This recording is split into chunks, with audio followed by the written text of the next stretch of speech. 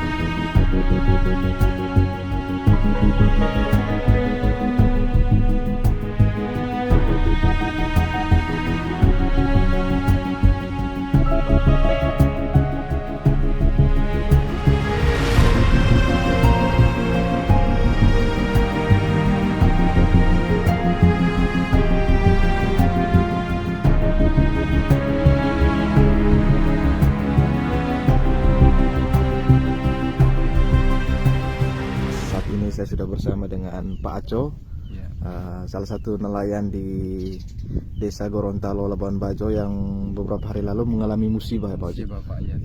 Tepatnya di Selat Lintah di Pulau Padar. Dan kemudian foto-foto waktu Pak Aco menyelamatkan anaknya itu sempat viral, Pak Aco. Oke, Pak Aco, terima kasih sudah meluangkan waktu bersama saya, Pak Aco. Iya, Pak. Siap, Saya Pak. ceritakan Pak dari Aco mungkin bisa awalnya. Pertamanya itu, Pak, gelombangnya itu tidak terlalu ini, masih lepas dari pulau. Begitu kami masuk di selat, jadi ombaknya tiba-tiba besar begitu. Selat Lintah ini. Di Selat Lintah. Jadi kami tujuan perahunya kami ke Pulau Sabita. Begitu sampai di pertengahan, tali kemudi putus. Jadi tiba-tiba perahu saya itu dia punya kemudinya tidak berfungsi lagi. Jadi dia lari perahu itu ikut ombak. Jadi perahu itu kepalanya tertanam ke bawah. Sudah itu begitu muncul kepala perahu sudah airnya rata, Pak. Jadi kami sama anak saya 2 orang sama ipar saya, kami sudah ini sediakan ada sampan kecil pertama. Kami sampan itu kami ikat di perahu, tapi perahunya belum tenggelam ke bawah. Jadi kami naik di atas sampan, kemudian kami sempat berapa jam itu di sampan, kayaknya 1 jam lebih. Tidak lama perahu tenggelam ke bawah. Posisi kami punya sampan terikat ke perahu. Jadi ipar saya yang di sampan, dia buka tali sampan. Jadi sampan itu posisi ini terjun juga ke bawah. Jadi sampannya kan fiber. Jadi yang namanya fiber itu kan mudah tenggelam ke bawah. Begitu kami fibernya tenggelam ke bawah, jadi kami terhamburan di situ. Terhamburan. Jadi di situ sudah saya berenang sama saya peluk anak saya yang kecil, saya tidak pernah lepas. Kemudian saya berenang cari ada pelampung box 1. Jadi itu yang kami pegang. Jadi perahu itu kalau ketemu arusnya yang terputar, dia tenggelam lagi ke bawah. Dia minimal sekitar 4 menit, 5 menit baru dia muncul lagi. Begitu selama kayaknya 2 jam lebih kalau tidak salah itu. Terombang-ambing di laut. Terombang-ambing di laut. Pak Aco yang di dalam foto itu kan salah satu anak dari Pak Aco kan dia berdiri duduk di atas apa? Dia duduk di atas itu Pak karena saya lihat ada speed yang menuju ke arahnya kami. Jadi saya suruh ke Anjongan mau buat melambaikan supaya tanda emergensi lihat. ya, supaya mereka bisa lihat dan membantu. Sebelum itu saya tidak suruh dia naik di atas Anjongan, takutnya perahunya tenggelam lagi ke bawah. Begitu. Artinya suruh anak naik di atas itu supaya orang bisa lihat. Orang bisa lihat karena dataran lebih tinggi lagi kan di atas Anjongan. Karena kalau di bawah itu kayaknya tidak dilihat karena ombaknya besar. Memang waktu kejadian itu tidak ada kapal-kapal sama sekali di situ ya? Kami tidak lihat sama sekali kapal-kapal. Dan yang membantu itu dari mana waktu itu? Yang pertama yang kali? membantu ada speed wisata yang dari Komodo pulang ke Labuan Bajo.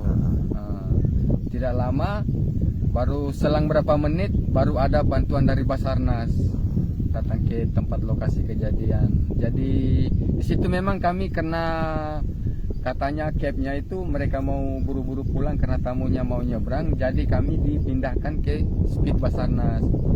Jadi di Basarnas sudah dari sana pulang ke Labuan Bajo. Pak Aco mungkin bisa juga ceritakan soal waktu kejadian. Pak Aco kan bersama 2 orang anak waktu itu. Situasi saat itu anaknya itu bagaimana? Apakah panik atau seperti apa? Mungkin Pak Aco bisa gambarkan. Kalau saya punya anak yang saya peluk itu Pak, karena saya tidak juga dengar dia menangis, tapi dia sering mengeluarkan kata-kata Allahu Akbar yang kecil. Tapi kadang dia keluar suaranya itu ada kedengaran, ada keluar, ada kadang tidak, karena biasanya kan dia ini di saya posisi begini, jadi dia ombak itu kadang dia tutup, kadang dia ini. Jadi tidak terlalu apa ya? Iya, tidak. Memang selama ini sering juga bawa mereka untuk pergi melaut kah? Tidak.